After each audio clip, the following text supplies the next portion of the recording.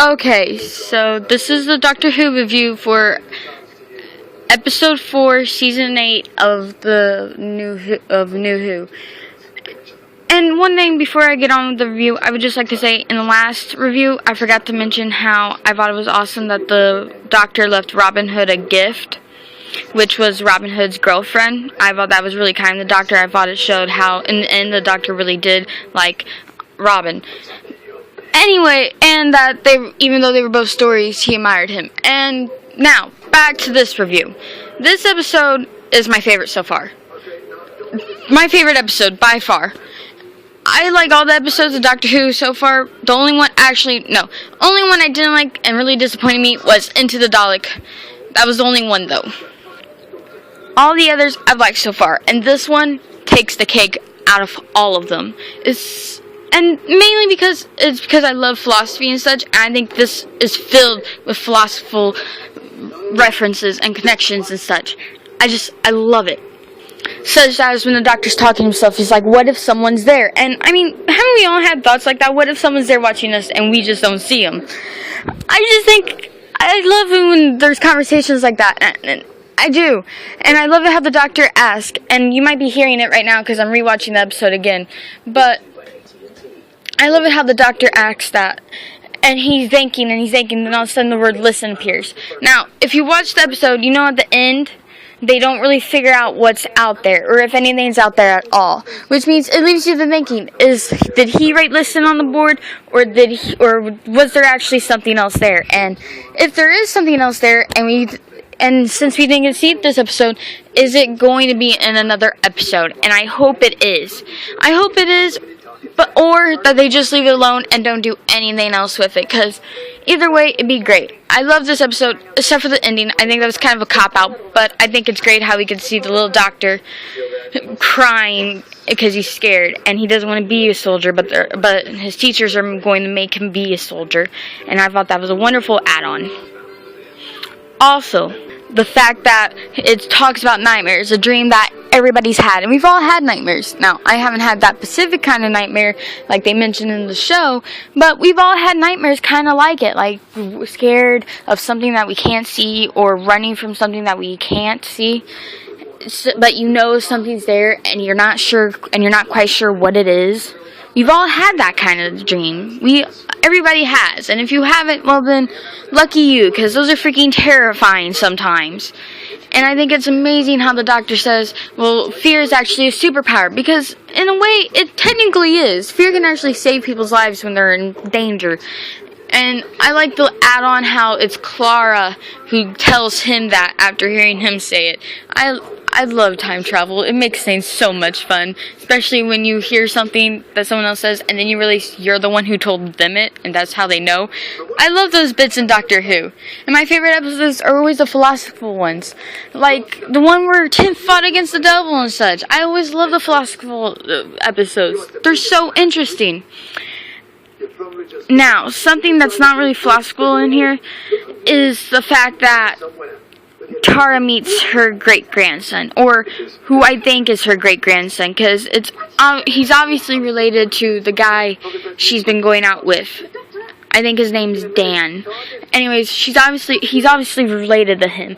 And the fact that he says, no, I don't know you, or he keeps asking, do I know you, and such, when they meet the time traveler, because the Doctor, goes through Clara's timeline and finds him out at the end of the universe. Which, why are they always at the end of the universe? I mean, the Master was, and freaking the TARDIS dragged Jack and Martha and the Doctor there.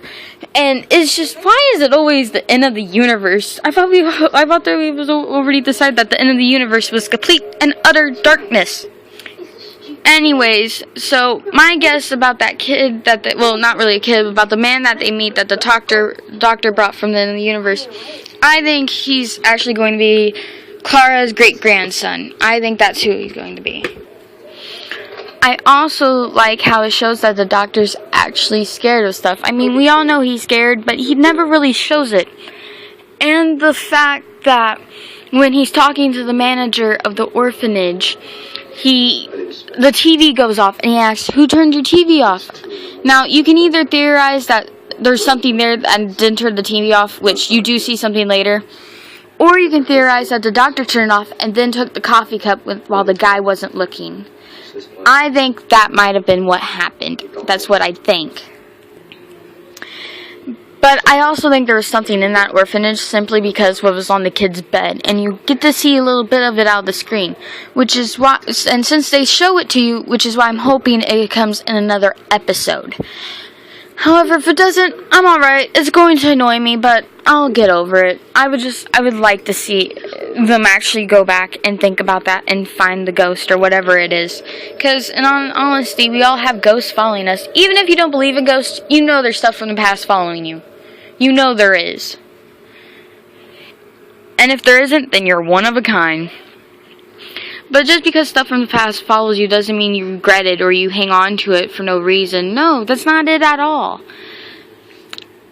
Sometimes there's just going to be stuff. And I like the little tidbit where we see the doctor's past and then we see the ward doctor, who, by the way, is my favorite doctor out of all of them. The ward doctor is my favorite. The actor's amazing, and I love his story, and I think the choices he made were the hardest out of all the doctors, and that is why he was my favorite, because he made those choices, and he got through it.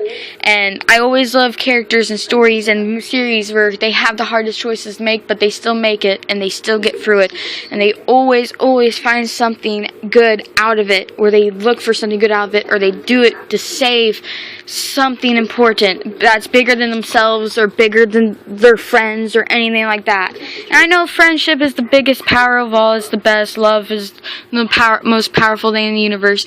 I get that. I've seen that in everything. I just like the stories where it's a hard choice and you're going to hurt someone either way, so you gotta choose.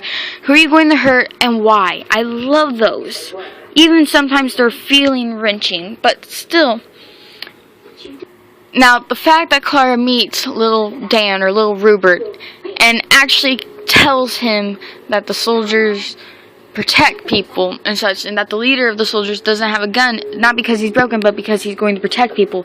I love that. I think it's kind of, I love the irony in it too, but I think it's terrible how she keeps mentioning the other guy's a soldier, and she's only doing it because the doctor can't stand soldiers, and so she's kind of got that from him. Well, at least that's what I think. But I think it's I don't like how she keeps making fun of the other guy, or keeps making jokes about the other guy being a soldier, when it's obviously not a comfortable topic for him. But here she is, the reason why he became a soldier. And then you hear the doctor in the future, how they were going to make him a soldier, because he's not going to the academy to be a Time Lord. And Clara just has that moment of realization. And I loved every bit of this episode. I think the ending was kind of a cop-out, like, oh, maybe there's nothing there, and if there is, it doesn't matter, let it go. I wanted them to figure out what the crap was out there, because I would just have loved to see it. And maybe they will in another episode. I really, really hope they do. Maybe there was nothing there at the end of the world, or maybe there was nothing there with the doctor, but I would have loved it. Now, mentioning the doctor and him as a little kid, and Clara grabs his leg, like how it did for all the people in the dreams we saw at the beginning. Has anyone noticed that the hand looks like it's the same hand for all the people at the beginning? And it looks kind of female, because it looks kind of small and pale. And I just thought, well, maybe that's Clara's hand. I got that idea when we see her grab the doctor. Maybe it's not. Maybe it is, though. Also, I would like to say, Misty wasn't in this episode either, so maybe she's only in the episodes where the doctor kills someone or gets someone killed. Those may be the only episodes that she's actually in. Also, I love the little Waldo comment, how Waldo's not in every book. I thought he technically was, and the doctor wasted years of his life trying to find Waldo in all the different books. I thought Waldo always was supposed to be in all the books, but maybe he's not. And I've been rambling this whole time, going from topic to topic, but I loved this episode. I thought it was splendid, and we now know who Clara's going to end up with. And I'm wondering what the doctor ever did with that toy that Clara gave him, that her great-grandson gave her. Now, I'm pretty sure that's her great-grandson, unless unless he turns out to be someone else who just knew Clara because she was a close family friend. But I'm pretty sure he's going to be her grandson, her great-grandson. I'm pretty sure about that. So we know that Clara is going to end up with Dan then, unless they decide to change that and make it something else. Which I don't think they will, but hey, maybe they will. It looks like to me, like, I read up about Amy and Rory because I just began the 11th Doctor season 5. I'm still in it. And I've read through about Amy and Rory and River and how they were all family, but Amy and Rory and the Doctor didn't realize they were all family, not for a long time. So maybe they're just going to do another thing like that. But I think Clara's already realized it. So unless they change it up on her, then it's dead. Well, that's it for now.